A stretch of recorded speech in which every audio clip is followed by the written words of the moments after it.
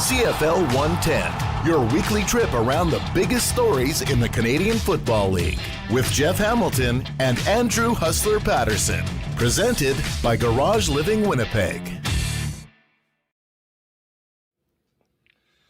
Hey, what's going on, everyone? And you thought we were done? Hell no. We're just getting into the CFL offseason and had to give you one more packed episode of CFL 110 here on the Winnipeg Sports Talk Network.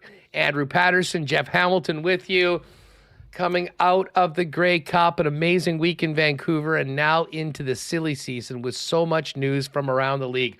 Great to have you all with us. And once again, a huge thanks to Garage Living Winnipeg, the sponsor of the WST and, of course, CFL 110. The snow is flying right now, folks, and that might be complicating things in your garage right now. Wouldn't it be great to have a place for the kids' bikes, hockey, football equipment, snow shovels, your summer tires, instead of being scattered all over the garage? Garage Living has an innovative solution called Slatwall. Dozens of hooks, baskets, and shelves that clip into it to get everything off your floor. There's even heavy-duty tire racks to store those summer tires for the next few months while you wait to break them out again. And the cool thing is you can do as much or as little of it as you want to fit within your budget. Don't miss the chance to clear the clutter, organize and beautify your garage with Slatwall, polyaspartic floor coating, made in Canada, premium metal cabinetry for a total garage makeover. Maybe that's the Christmas gift that you give yourself that you'll be thanking yourself 12 months a year for. What you're going to want to do is check out their website and examples of their amazing work and garage transformations at garageliving.com, or give our pal Pat Kanuga a call, 204-999-1234, to book a free in-garage consultation or make an appointment to meet him in their showroom at 981 Main Street. Again, garageliving.com, 204-999-1234. Garages made for living. Andrew Paterson, Jeff Hamilton with you. And Hammer, listen, just before we get to the long list of big-time off-season stories around the league, what a week in Vancouver. Now, certainly people around Winnipeg still smarting from a third straight loss for the Bombers in the big game. But I have to say, having been to probably a dozen or more Grey Cups, that was, I think, from a fan perspective and a league perspective, one of, if not the best run Grey Cup week I can remember. Full credit to the BC Lions, Amar Doman, the staff of the Grey Cup Festival, for putting on an absolutely great week as CFL fans from around the country gained together. And I'll tell you what, for Wade and Rianne and the team here in the Peg that are getting ready for next year's Grey Cup, the bar's been set pretty high, and I know they'll look to top it next year. Yeah, the just everything seems to be better in Vancouver, BC, and that extended to Grey Cup week. I thought, it already had an upper hand with the weather.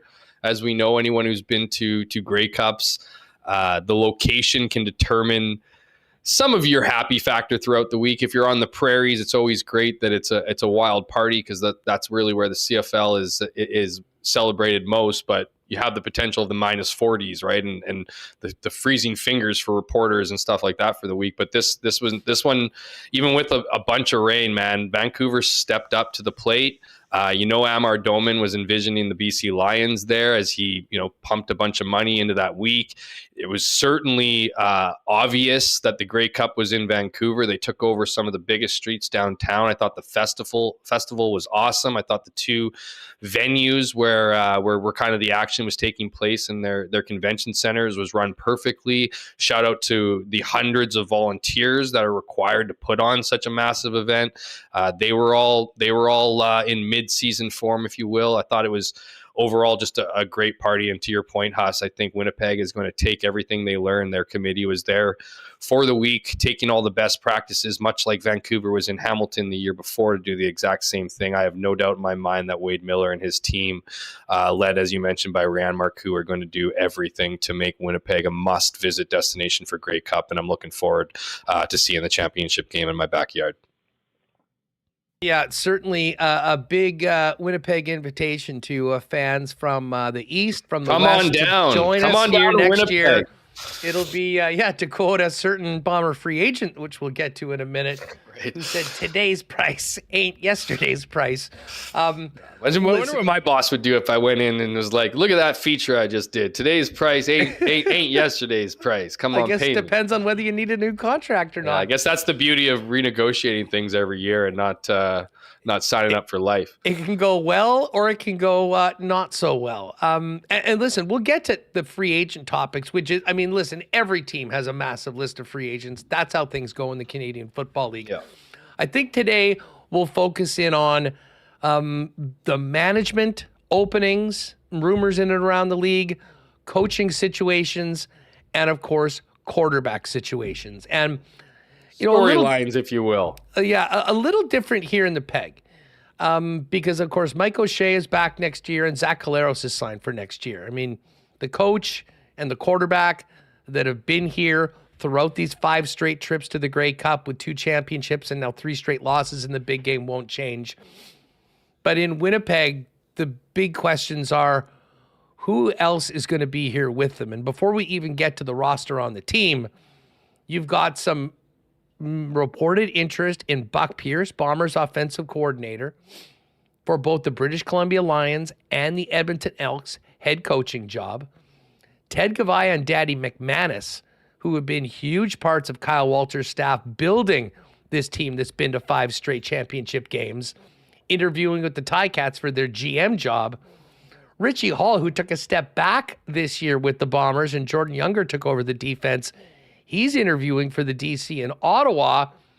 And then, of course, Adam Bighill, Dalton Schoen with their injuries, free agents like Willie Jefferson, Tyrell Ford, and more. This is a little bit of a different start to the offseason for the Bombers, mainly starting with the uncertainty of the coaching staff and management as well. It's interesting to steal a comment from Kyle Walters, who spoke earlier this week in his postseason presser. I'm kind of surprised, too, that no one in that front office has really been taken, right? You had up until now, and it seems to be a bit of a flurry of potential losses for Winnipeg. If you look in the past, there was Paul LaPolice. He actually got told he couldn't interview for Saskatchewan. Worked out for him to a certain respect, in that he was able to get the job in Ottawa that he wasn't able to do what he wanted to do, and ultimately got fired after a few years. But outside of him, really, it hasn't been a lot of grabbing, right? There was the potential of last year for Buck Pierce to leave to Saskatchewan. I still, to this day, believe the Riders were ready to offer him that job, and Jordan Younger would have gone with him. But Buck Pierce came back, told Winnipeg the situation, and got what he wanted, including Jordan Younger as defensive coordinator. So it's really interesting this year that it's all just kind of coming at once. How many of these are going to result in changes? I think we can look at the Buck Pierce situation in BC with Ryan McMaden getting promoted to general manager, and the connection that he has with Buck. That one felt like a slam dunk. Even a week ago. I don't know if the Grey Cup or the offense's performance would have any, effect on that decision, or whether somebody else might be impressed, or might better impressed in the interview process. But that's all just a roundabout way of saying that I feel like it's Buck Pierce's job to lose. So we'll see what happens on the offensive front. I'm not sure there's a guy internally in Winnipeg that could take over the offense. I mentioned Jason Hogan, not because I know his resume super well, but ultimately because of his relationship with Brady Oliveira and how close and how well respected the MOP of 2024 feels about him. But I don't know him to have the resume to take over an offense. There's the talk about Paul LaPolice, potentially moving back into that seat. I know that would probably be something that Mike O'Shea is highly interested in, just knowing, his his loyalty to coaches and his penchant of wanting people who he trusts and knows around him. I don't see that being a possibility in my conversations with Lapo. He's really enjoying the TV gig. It's only going to grow from here, from what I understand. So unless he wants to do a massive pivot and move back into coaching, I just don't see him being an option. So that's going to be an interesting one. You can only take one of Danny McManus and Ted Gavea. So one of those guys will likely be back. It is an interesting situation. Danny McManus obviously has that history with Hamilton, that they're going to take the Edmonton Elks approach and try to go back to their history and take people who have that connection with the fans and the franchise. Danny McManus would seem like a pretty good choice for that, given what he did with the Ticats. Ted Gavea lives in and around the area, so I know that would be ideal for him, and what he's been able to do over the last few years with the Bombers. It's opened up his opportunities. He was one of the last cuts for the Edmonton gig, and even before Edmonton, I think, was predetermined in hiring Ed Harvey here, because I know Ted was not all that happy that the league rules, not the Bombers. Let's be careful about that. It wasn't the Bombers, denying him that spot. It was the league rules denying anyone able to talk to teams before the season's over for each respective team. And then Richie Hall, I thought it was kind of bizarre that he came back to Winnipeg. I wonder if I don't think he had really any options. Now, here's the thing. Bobby Dice is obviously in Ottawa. There's a connection there to a certain degree, certainly a mutual respect between those two coaches, and I wouldn't be surprised even to see what Richie Hall's interest is. We don't know what Richie Hall's interest is in leaving Winnipeg and starting over a new defense, but obviously a veteran guy, so we'll see what happens with that. I don't see that being a big loss. Just with what Jordan Younger was able to do, yes, it was nice that you had Richie Hall as a guy to lean back on and kind of obviously have mentor you and bring his wealth of experience, but I don't see that one being a big issue. In fact, I see it opening up a bit of money for Winnipeg in that coaching carousel and not having a defensive assistant who should be a defensive coordinator in this league. But I mean, that's a lot of turnover, Huss. That's a lot of turnover. We know how much Mike O'Shea likes consistency. We know how much continuity has been the backbone of this team's success. That doesn't just exist on the field. That continuity has very much been with the coaching staff, and that's an important piece of the puzzle. Like, even listening to Kyle Walters talk earlier this week, it's just him and Mike huddling at this point. Like, they can't share state secrets with pretty much 3/4 of their staff because they could be leaving in a week's time. So that's such a weird situation for that, and that is unlike anything we've seen here in Winnipeg in a long time. And I mean, listen, we'll get to the Lions and Elks because a lot of the individuals we've just mentioned will have a piece of this. Has been reported that the Bombers, feeling that Buck may be gone, have reached out to Jordan Maximic, and there may be a conversation there, but I don't think any. He's also applying for other jobs too, so it's a bit of a Exactly. Nothing will be made concrete until we find out what is happening with Buck Pierce. Again, long list of free agents, including Willie Jefferson, Tyrrell Ford, Kenny Bryant. I think we do expect Stanley Bryant and Pat Neufeld back, but Evan Holmes on there. He's been a key guy in the secondary. He had a monster season. He's been great for the last couple of years. We'll get to the Lions and Elks in a minute because of the ties to what we just happened, but let's get to the Riders, who, of course, made it to the West Final. Great turnaround season for Saskatchewan after those two ugly seasons where they lost their last 7 games. Now, this season wasn't without going 7 games without a win, but Corey Mace was able to right the ship, make the playoffs, secure a home playoff game, and a spot in the West Final. I guess the big questions around the Riders going into this, and it's far different than it was last year with so much change, is whether Mark Mueller is going to be there. He's been requested for an interview for the Edmonton job, but from my perspective, it's the quarterback situation. I thought Trevor Harris was nails last year. He still has some good football in him, but he's getting on in years. We heard a lot of rumblings that people in the market expect Jake Mayer to join the club right now. I'm sort of the opinion, Jeff, that we'll see Harris back for another season, but much like Winnipeg, who's going to have to kind of figure out about life after Zach Collaros, sounds like potentially Mayer or somebody else getting a chance to go in there and maybe be the heir apparent to Trevor Harris. What are you thinking and hearing about the offseason as it gets going in green?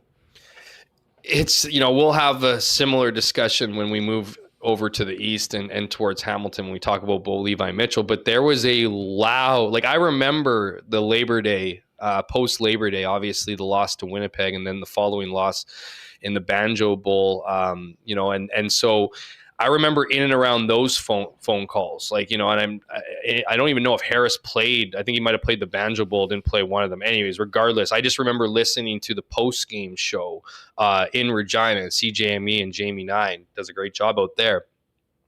He was like, everyone was calling in, and it was just understood, even from the host, that Trevor Harris, he gave you the best opportunity to win, but he's not going to be back next year. It's okay. But you can't go to Shea Paterson this year. You got to stick with Trevor Harris.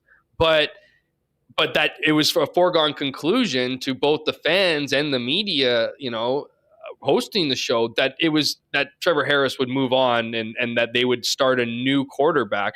Now, mind you, this was in the midst of their 7-game winless streak, right? So fast forward to the end of the season, and as you mentioned, Harris was shooting nails. He became a guy who was a all-star.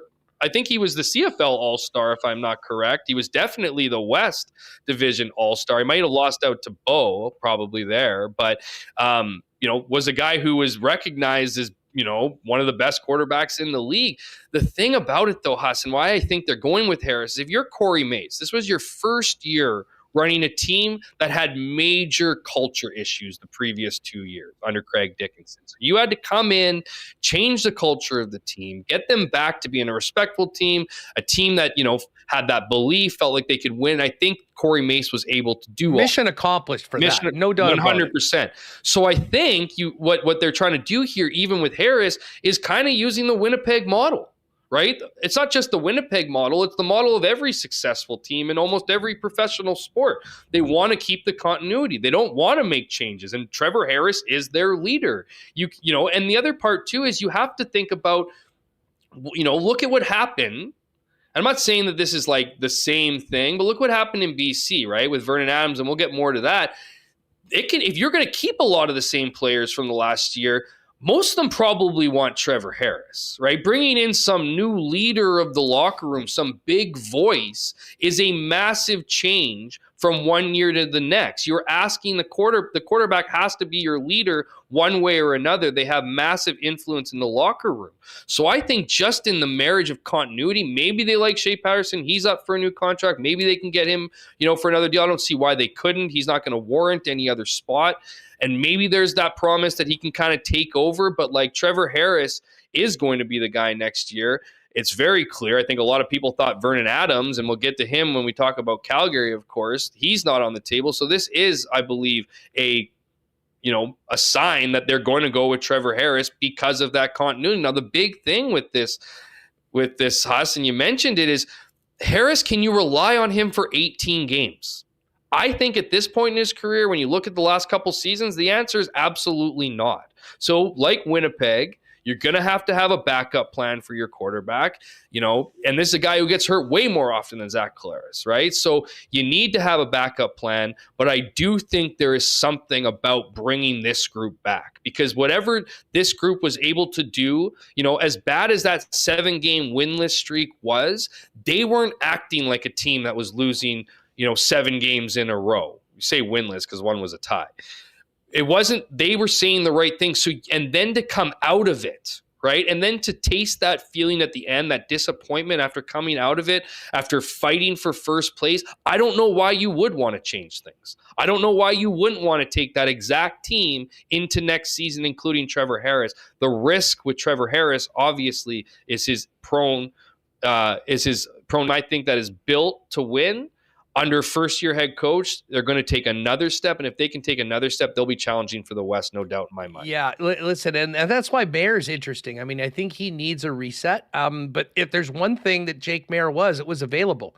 He was the one quarterback in the Canadian Football League that was there and good to go every game.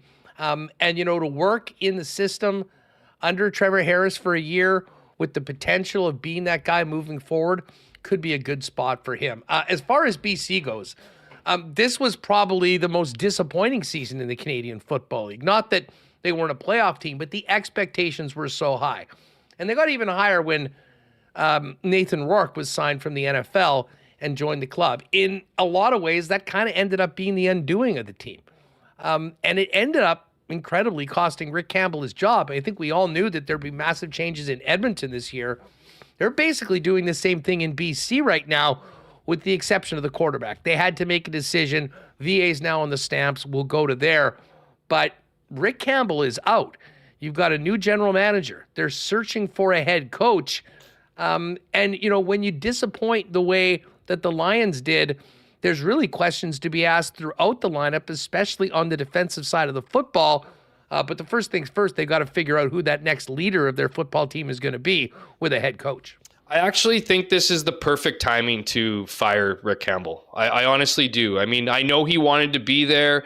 I know, he had the tag of co-GM, right? He won't have that title next season, assuming he does get the job. He seems to be the front runner for the Elks. We'll talk about that next segment. But, I think it's the perfect time. And I think it's the perfect time, not just because of, my belief that Rick Campbell bobbled the quarterback situation between Nathan Rourke and obviously Vernon Adams Jr., but I think the issues were bigger than that. I think this is a team that, regardless of who was quarterback, regressed after 3 years of having a lot of continuity, building to this year, and then saw the team take a step back. I've said this for a long time. It's not like I dislike the Lions.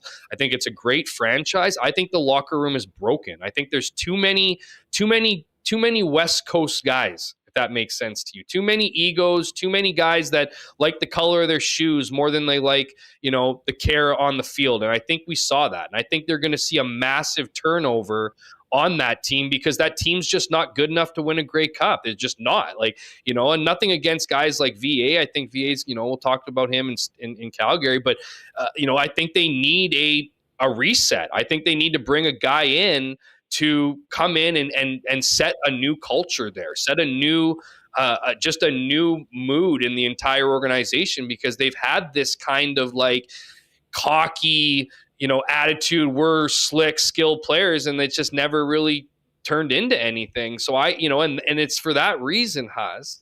And I don't know if you're just judging off what we see on Twitter or X there, from the fans, is that they don't want a guy like Buck Pierce to come. They saw what they saw in the Grey Cup game, and there's no way they want that stink to come in their organization. Well, that's absolutely ridiculous, because Buck Pierce is a guy who can come in and set the norms of a team, the culture of a team. He's the exact person that you want to come in and set the example, bring in, identify a leadership group, bring in what we've seen in Winnipeg. The bad news for BC Lions fans is I don't think you're going to get the Corey Mace effect. I don't think it's going to be overnight.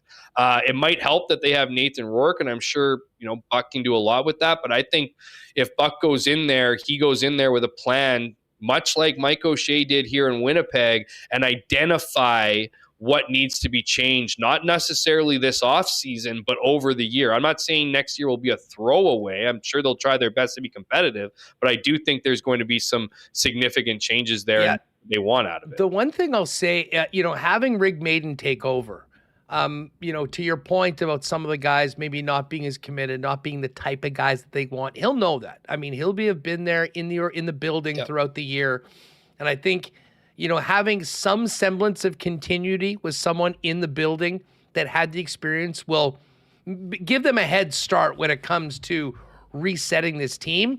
And obviously the head coach is going to be the very biggest decision. They've made their decision at quarterback, which puts them a little ahead of the Edmonton Elks. We knew that there was going to be a bomb dropped in the aftermath of the Chris Jones fiasco. Well, it happened. Ed Hervey is in as the new general manager. And now they need to both find a head coach, but also make a decision at quarterback. And, we've been talking at Grey Cup week. I mean, I think there was the potential for either of the Alberta teams to potentially acquire Vernon Adams. Calgary got him. Does that mean Trey Ford's likely back, or how much do you think that depends on who gets the nod as the new head coach? It's an interesting question. I don't think it's necessarily a nod of who's the head coach. Obviously, the head coach will have say. I think Ed Hervey is wanting their next head coach to say what their plan is for Trey Ford. I'm not saying that you necessarily need to go into that interview and say, Trey Ford's our number one, indisputable. He's going to be, unquestioned our starting quarterback in training camp. I think they want to find out what a potential coach's belief and path for his success looks like. Again, doesn't need to be a starter. When it was talks about being a returning or lifting the interim tags for head coach on Jarius Jackson and interim tag for G. Roy Simon at GM, that the belief was that they were going to run it back with McLeod, Bethel Thompson, and Trey Ford, with Trey Ford obviously getting a bump in salary, just making it more of an even, when it comes to paychecks, right? An even say, so that it wasn't clearly this guy's making $500,000 and this guy's making, significantly less. Whether McLeod Bethel Thompson believes he wants that arrangement or he agrees to it, I don't know, or if that's even on the table. I've said this before, we've talked about this, and we'll talk about it a bit when we talk about Davis Alexander in Montreal, but there's a legitimate concern with Trey Ford as a starting quarterback. I'll say it again. He doesn't command a huddle like veteran quarterbacks need to command a huddle. He doesn't go into it and, say the play and then break the huddle and then go in and coach the receiver over here or read this and whatever. He's still very much learning how to be a traditional pocket passer. And so his focus after he breaks the huddle is simply to say it. From what I gather, doesn't say it all that, confidently, if you will, and then goes out and is focusing on what he needs to do, right? What the defense is doing, what his reads are, so he can properly go through his reads. And that doesn't instill a lot of trust in coaches. And that's why why Chris Jones was so reluctant. I imagine Jarius Jackson was so reluctant at the beginning. But the thing is this guy has proven over and over again that he's a special player.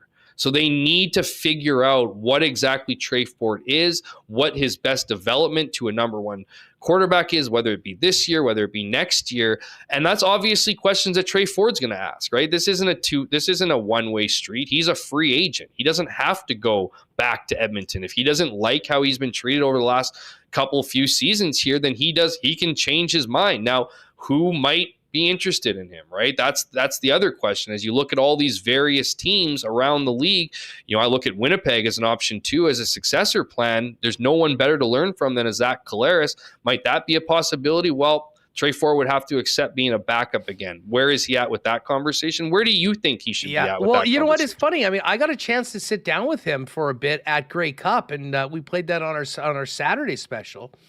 And, we were talking somewhat about the game and his brother in the game. And he said, I'm definitely pulling for the Bombers. And we said, where are you at right now going into the offseason? And he was pretty clear.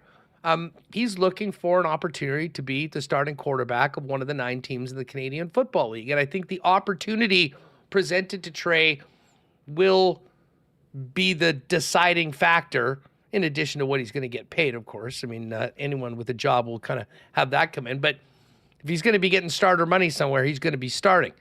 The question is Edmonton going to be that place? I think there's a better shot of it being in Edmonton than just about anywhere else. I mean, you look at the rest of the West, assuming that Trevor Harris is back, that's basically takes care of the West teams. We'll talk about the East in a minute, but with Alexander now there, Drew Brown, I mean, there's a limited amount of chairs for this. So I think the most likely place is he gets an opportunity under the new regime to be the guy moving forward for the Elks. But if they have different ideas on that, then, maybe an opportunity like Winnipeg to potentially play with his brother if he doesn't sign in the National Football League, which is very much on the table after the season he just had, will be an interesting topic. I don't know whether we'll get any clarity over that in the next couple of weeks, because I think first things first, Ed Hervey's going to get his coach in play. But to your point, I'm sure there are conversations at the same time. And I think we'll really find Ed Hervey's hand in the next couple of weeks when it comes to the quarterback decision, if you see Trey Ford signed, and how much that has to do with the next guy that'll be in charge of calling the shots on the sidelines. I will just finish the Elks with this one. I did talk to Tyrell Ford in the Bombers whatever, and poke the idea about him and his brother playing for the same team next year. I could envision, now this isn't from my conversations with him, I could envision Trey Ford taking less money so long as Tyrell Ford got more money. That's just a twin thing, I think. And so as being a twin, I feel like I can tap into that knowledge a little bit better. But I say this, Tyrell Ford said that he wants to get paid more than his brother. So he said, as long as I get paid more. I don't know if now he is a ratio breaker in the position that he plays, as a Canadian DB, but I don't know if he's going to be making, quarterback money unless they can really reset that wide receiver money this offseason and have some of that go to Canadian DBs. But maybe for 1 year, I think it's safe to say that if Ford came here for 1 year behind Zach and then was the starter for the next couple of years, quarterback market a little different than pretty much. Dude, I may or may not have been in his ear about that this Grey Cup week. So I just don't know if starting in Edmonton is his best position. I just don't. And I understand being in this league for years and wanting your opportunity, but sometimes you get that opportunity. If you don't seize it, like Trey Ford isn't promised seasons. You know what I mean? He still hasn't done enough to be, he was also promised in the middle of an all-time mess. Well, that's what I mean. Like, do you want to change the scenery? That's attractive to him 100%. Right now, and if it's not guaranteed that he's going to be their guy moving forward. And I'm not saying that you should be predicting quarterbacks getting injured, but all these older quarterbacks create opportunities for you that if you put into your contract, playing bonuses, that if you actually do get forced onto the field, there's no reason why you wouldn't make a pretty penny next season wherever you went, honestly. Like, that's the thing. So I don't I do envy him in some way to be wanted in this league and to, be able to write, get a paycheck as potentially as big as quarterbacks get in this, but I do not envy the whole trying to figure out what the best, what do you think the best situation is for your future, and whether, taking a step back or trying to push forward is the right recipe for Trey. Just quickly before we get to the East, many of our biggest questions about the Calgary Stampeders have really already been answered. Dave Dickinson's back, made some changes to the coaching staff, and they got their QB with this week's acquisition of Vernon Adams from the BC Lions. They need a lot more than a quarterback to get back to respectability, although that certainly is the biggest checkbox of many in the offseason. How much more change do you think we'll see to Calgary? I think this roster is going to be significantly shaken up because they do now have a legit starting all-star caliber quarterback. Now it's time to get the rest of the operation up to that level and back to where we've been used to seeing Calgary for the last 20 years. Yeah, I'm super curious because Calgary used to be a QB factory. Remember those days? Remember they used to just kind of turn over quarterbacks, and now they're dipping into desperate free agency to get Vernon Adams. I think Vernon Adams is great, but that is not the Stampeders way, if you will, which is they like to trade a lot of draft capital to get him. 9th overall. It's funny you say that, man. I thought that was a lot. People are like, it's like people are voicing how crazy, ripped off that the BC Lions were, and how they could have got more. What league do you follow? Like, where did you think the market was for this quarterback? Now, here's the thing: the fact that Vernon Adams has 2 years on his deal isn't amazing. It's at like $550K each. That's part of the cost of acquisition. That's part of the cost of acquisition. And it was no surprise to me that within the first 2 minutes of Dave Dickinson's press conference that he talked or hinted at restructuring his deal to benefit the Stamps. This guy hasn't even stepped foot in Calgary, and he's already talking about how he's going to kneecap him. Like, I don't even understand that. Like, so that, like, this idea that, like, this isn't, and I saw, and I don't mean to take digs at people, and I'm not going to name anyone, but I felt like it was a lot of NHL guys that were equating CFL trades to NHL. Like, you just give away why couldn't you give away a first round pick? Or like thought that they would be giving away first round picks over the next 5 years to get Vernon Adams, who may or may not be a Stamp at the end of next season. So that being said, I think Vernon Adams will flourish there. I am very curious about what the Vernon Adams effect will be. We know the biggest issue for the Calgary Stampeders beyond coaching and Dave Dickinson is the locker room culture. You have players saying for the last 2 years, you have veteran players talking about how negative a presence the younger guys are in that locker room. And that's a direct indictment against the coaching staff. So, Dickinson was saved. He's going to bring his brother Craig in, who was a former disastrous head coach, to run the special teams. And then, replacing Mark Killam, who will likely go to Edmonton, and then has to fill out and round out his staff. The offense was the biggest mess of anything that they had. And they needed to move away from a pocket passer quarterback. The way that, and I'm speculating on this thing, and I'm not trying to be hard on Dave, but I felt like Dave Dickinson was almost saying we need a versatile guy because our O-line sucks. You know what I mean? It was just I'm curious how much they can really expect to put on Vernon Adams' shoulders next season. Is he going to be the guy who wakes up your offense, who's fixed your team culture? Dave Dickinson better be fixing that team culture throughout these next X amount of months, or getting the right guys in and not relying on VA. Because if he thinks Adams is going to come in and be the guy he was in the BC locker room right away, I don't think you can ask him to do that. And I have a hard time thinking he's comfortable with that. He had to build those relationships, build that trust with his teammates. That doesn't exist in Calgary. And while he certainly has brings an exciting dynamic to the offense and just his natural skill set, that's going to have to align with the rest of the offense. He's going to have to dig into a new playbook. He's going to have to build chemistry with new players, assuming that they can't get others from, BC who may be free agents. That's the other part. Maybe he can bring over some players, some guys that want to play for him, play with him. But I just feel like, and maybe it's reflective of how little time we should spend on the Stamps of their season. But I look at this as kind of I definitely look at it as a good move, because I think Vernon Adams is obviously an upgrade from Jake Maier and really what the offense has been able to do the last couple of years. But I just feel like he still doesn't have the answers for something that was lingering in his locker room for 2 full seasons, and probably still exists unless something changes. Yeah, and listen, that's why I think we're going to see plenty of turnover. I think the veterans that are still there from Calgary that they want to keep are going to be geeked that VA is now their leader. And Vernon Adams comes with a pedigree, a history, a proven track record of being a top QB in this league. And if you're not on board with that, you're probably not going to be around. And I think he will have an effect that will be a huge boon to Calgary.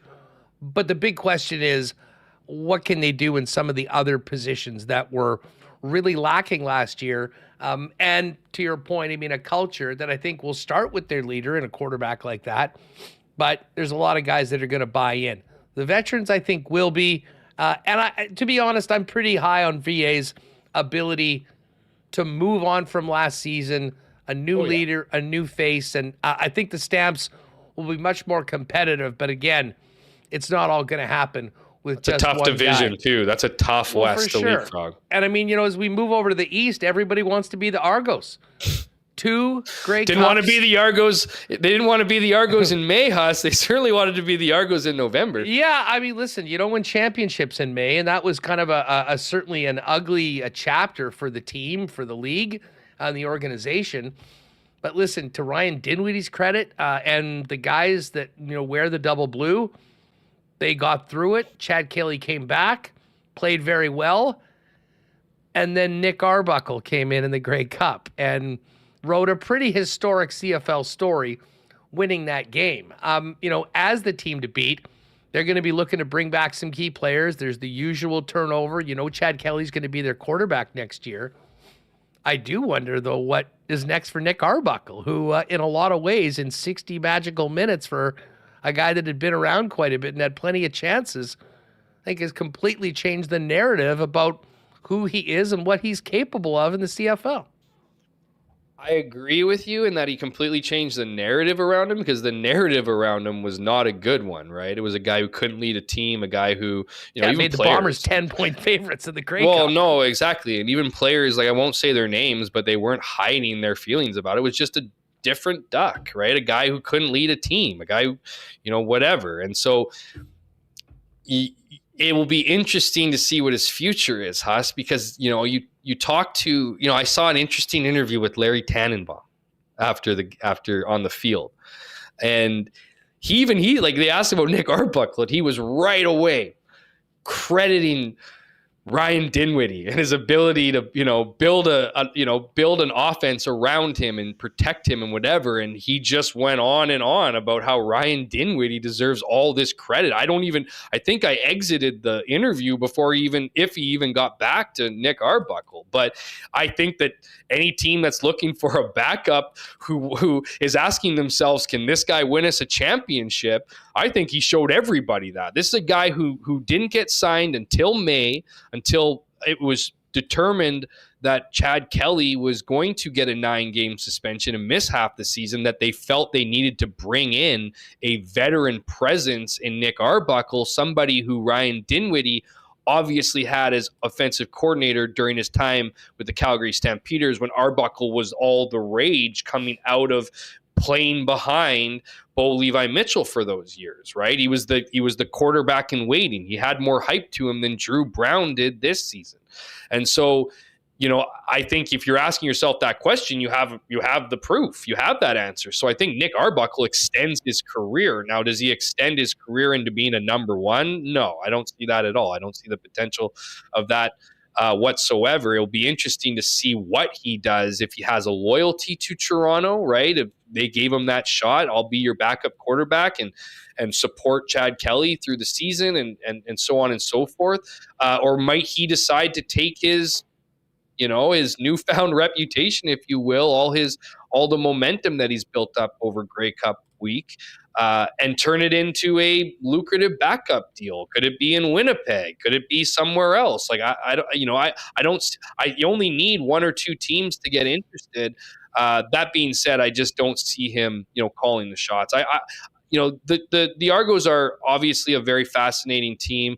I've said this on several occasions to the point where it's almost a broken record for me now. I think Ryan Dinwiddie is the best coach in the CFL.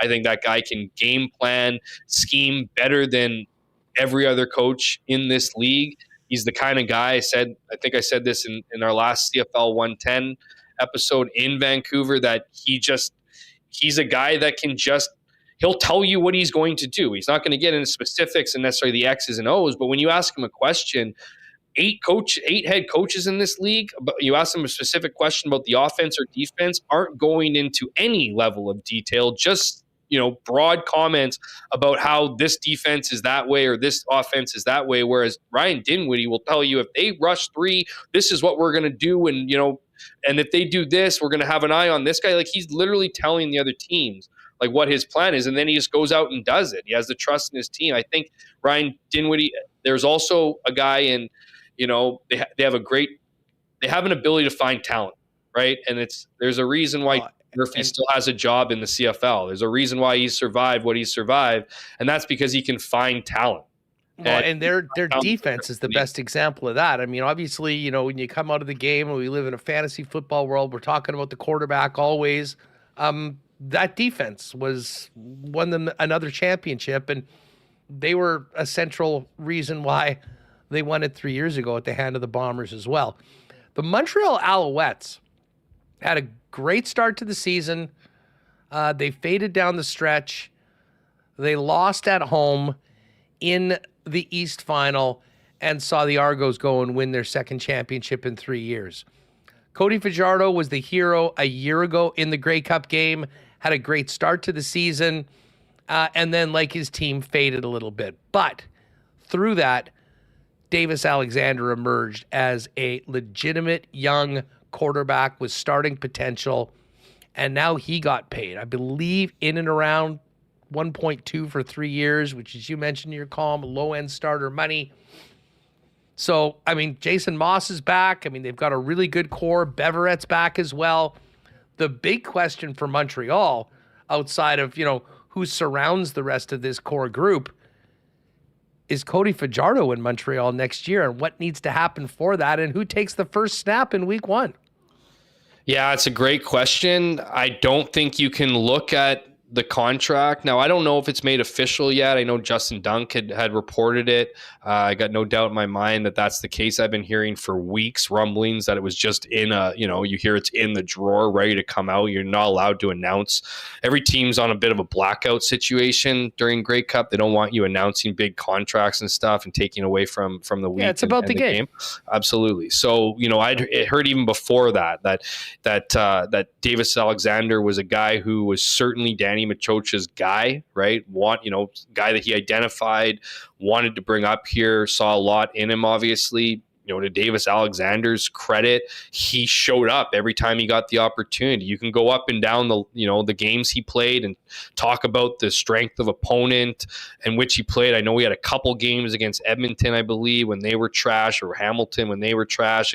So it seemingly skewers, but it's hard to win in this league against any team. There's no drop-off ever when Davis Alexander went and into that's the Montreal it. And Alouettes. Drop-off, man. There were times where he came in and reignited the offense, right? I mean, that his record is short one win because he didn't start it. So that's the other part, right? He came in that game after, I believe it was Caleb Evans wasn't doing anything, and came in and marched them to victory. I think he played more than almost 3 quarters or whatever it was. Anyways, this is a guy who's shown it. And so you're in a situation similar, I guess, to what Winnipeg would have been in last season heading into the year, where you have this up-and-coming guy in Drew Brown who you like, who's proven that, he understands CFL off. There's all these intricacies, right? It's not just this guy's performing or this guy's an athlete. You kind of need to have it. That's, you kind of need to know CFL defenses. And that's why you see, I'm not saying there's certain schools that understand CFL defenses better, but it's not why you always don't see the Alabama quarterbacks or the top end school quarterbacks. Sometimes a guy just gets it, and Davis Alexander gets CFL defenses.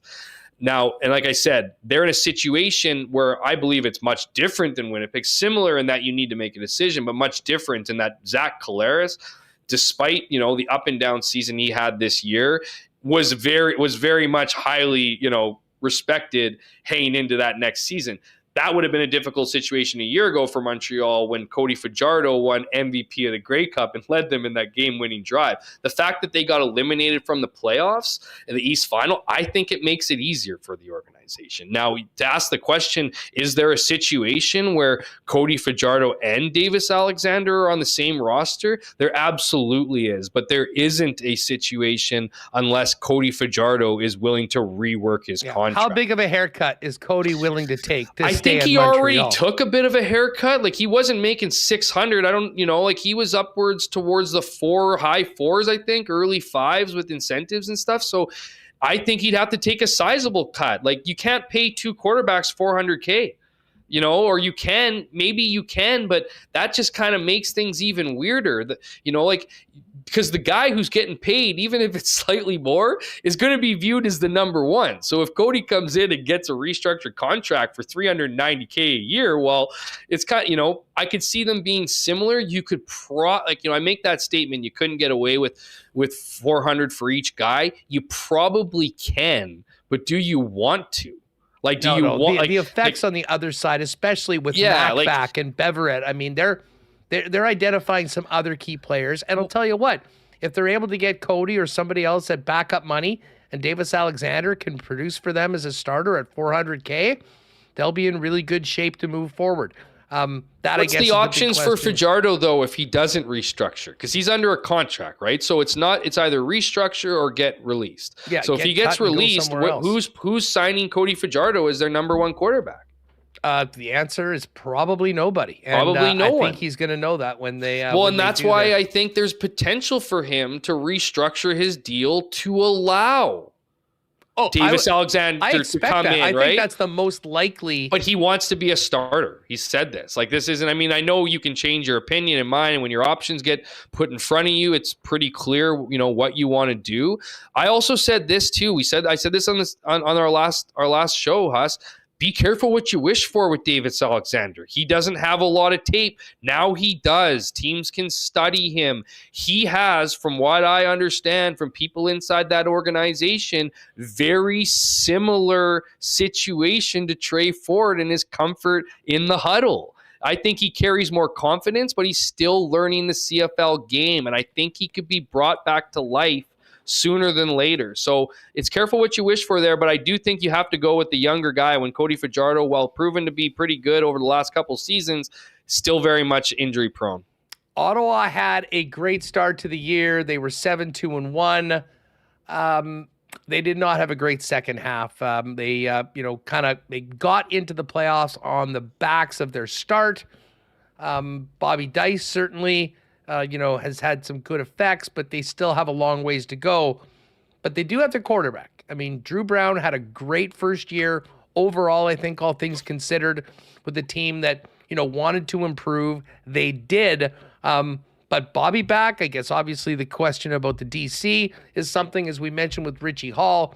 Really, this is more some tough decisions and on personnel, including some longtime vets that have been around as to whether they come back. This is the biggest thing for me, is that last thing you just mentioned. You have Jake Hardy, who had a terrific season as a receiver. I think he finished with the most receptions, and I think he was fourth. He was definitely in top 5 receiving.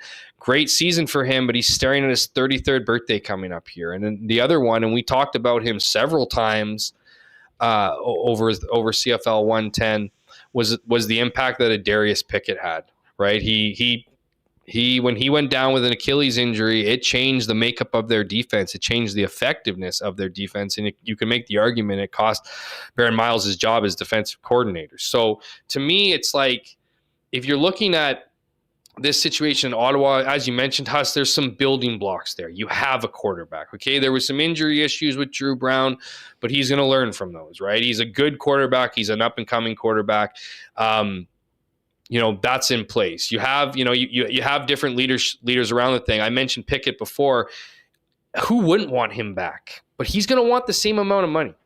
And when you go on an Achilles injury, you're a full year out. So when he'll be ready, they're talking about him getting out of his boot and walking like next week or something. Like, that's not a great offseason to have. And so when you're Bobby Dice and you're like every coach playing for your career, you need to make some tough decisions. That applies the same thing to Sean Burke. But I think you have the building blocks in place here. Get a running back. I don't care how much Tommy Condell likes to throw the ball on offense. Get a running back. It killed you at the end of the year. You can't ask your quarterback to throw 61 times in a game. It's a recipe for disaster. It proved to be a recipe for disaster. So there's some fine tuning there. But like some other teams we have mentioned, there is, like I've said earlier in this segment, there are some building blocks there. Bobby Dice has built a good culture in Ottawa, and while this year was disappointing, winning matters. And they hadn't won for years. They were last place in the East Division, back-to-back seasons, hadn't made the playoffs since they won the Grey Cup in a surprise victory over Calgary in 2018. So this is a big step. Now it's building on this step, taking the information you got from this season, building on the players that you want to see back, and finding the areas, a la running back and some other places to fill in. And Ottawa could be a very good team. They need to figure out what happened in the 7-2-1 start, and not what the losses started to pile up at the end of the season. Figure out the difference between those, and then execute. And I see it being some good days in Ottawa next year. Yeah, I mean, like by the end of the season, it really seemed like there were the top 2 teams and the other 2 teams as Hamilton got closer to Ottawa.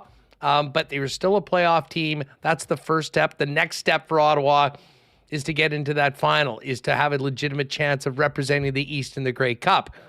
Meanwhile, in the Hammer, and it was such a weird season. They had that miserable start. They blew a couple games early, and it really came back to bite them, because Bo Levi Mitchell ended up completely resuscitating his career with an MOP caliber season that may have gotten him the award if his team didn't play as poorly as they did and lose as many games as they did. Now, you got to figure out who is running the ship. We mentioned Ted Gavai and Danny McManus in interviewing for the GM position. And the biggest question is Bo back? And how does that offense look if Bo Levi Mitchell is back at his age for one other year? And of course, Scott Milanovich right in the middle of all of it. Yeah, and it feels like Bo will be back. I think he feels really comfortable in Hamilton. Obviously, his season was a roller coaster, which led to, playing some of the best football of his career near the end. This is a guy who's been will be a Hall of Famer once he retires for mostly what he did in Calgary, but through all his accolades, through all his excellence in the 3-down game, had never led the league in passing. Now, he was in front of some pretty dangerous quarterbacks back then, the Ricky Rays, the Henry Burrises. So I think I'll say the game scripts of their games this year because of what was happening on the other side of the ball. And just, and that's again the question you need to ask yourself here, right? Because there was a time where, and I think Taylor Powell, I don't know if he's under contract. They certainly will want him back under contract for next season. He's a guy who's waiting in the wings. So there is that like safety net. If the Bo project doesn't, pan out the way it did at the end of the season last year for this year, then you have a guy you can go to. But this was also the plan this season, right?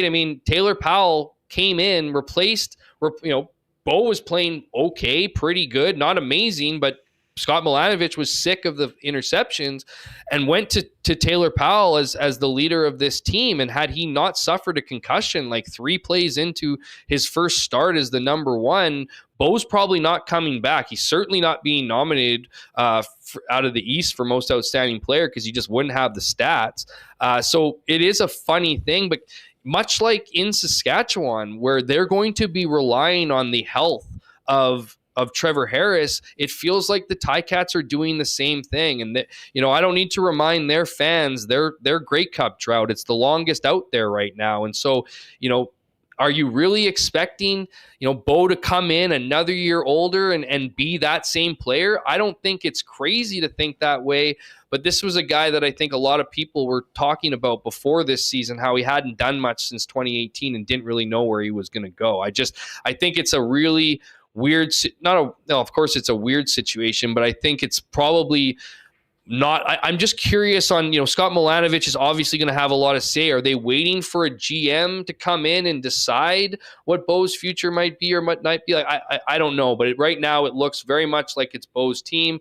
It's a risk like other teams. I think it's a risk in a lot of different markets, right? If you have different, Zach Collaros is a risk in Winnipeg. So to say one is more of a risk than the other, I think is a bit unfair, but we've seen Bo get injured in previous years and we've seen great Bo. So I'm not going to be surprised when we see him under there. I just won't be surprised if it doesn't work out again.